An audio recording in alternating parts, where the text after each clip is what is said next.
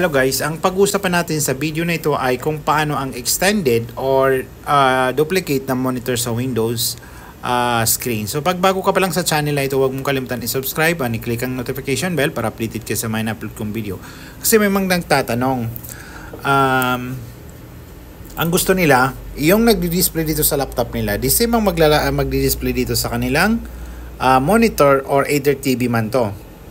So may mga setup na yun ang, may mga ibang tao na yun ang gusto na setup. So ako personally gusto ko extended.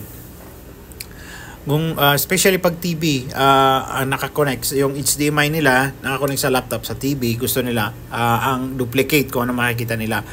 So ipakita ko sa inyo paano. So ang gamit natin ay Windows 10 sa tutorial na ito. Then i-right click nyo dito sa any area. Either dito man yan sa kabila or dito sa inyong kung ano yung nakikita niyo sa inyong screen, nag-show. Then display. Punta kayo dyan sa display settings. Then makikita niyo dito sa baba ay dito sa multiple display. Yan, multiple display. Then palitan niyo ng orientation yan. Then duplicate. Example natin, duplicate. Ibig sabihin ng duplicate, very self-explanatory. Kung ano makikita mo dito sa kabila, dyan, naka-duplicate yan. So yan.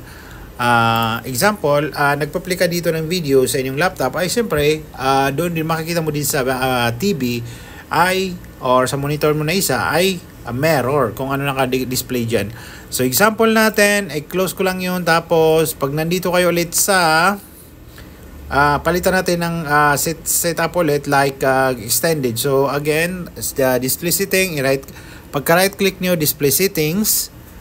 Then, palitan natin ulit ng extended yung ating display, extended. So, save natin yung changes. Then, yung ating display ay magkaiba sila dito. Naka-display dito ay ibang window. Then, iba naman yan. So, actually, gusto ko to. So, example natin, meron akong tayong dalawang Excel. Yan, dalawang Excel. Open natin.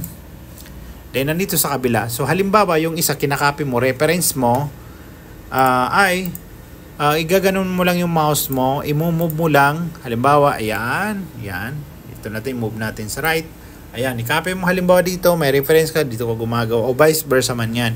O example pa natin, nandito yung working email mo, dito ka gumagawa.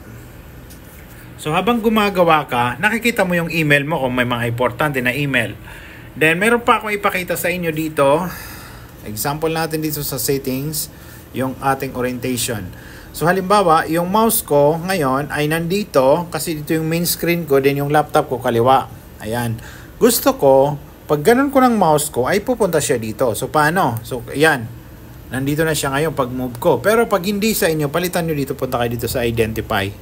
Then pag kinlik yung identify, makikita niya na itong monitor na to ay number 2 siya. Kung makikita nyo, itong monitor ay number 2 din siya. So ito 1. So in case na hindi magkaano, nandito sa right side yung ano nyo, pwede nyo itong i-move. So yan, i-move nyo to, i-click nyo, move nyo dito, then apply nyo. So ngayon, sa akin, baka ganito sa inyo, instead na gusto ko i-move dito, hindi pala siya pupunta kasi baliktad yung orientation niya. So actually, pwede nyo rin ba pag ma-identify nyo, ayan, tama na ulit. Ayan, apply. So hanggang dito lang guys, I hope may natutunan kayo sa video na ito. Huwag niyong kalimutan i-like and subscribe ang aking YouTube channel.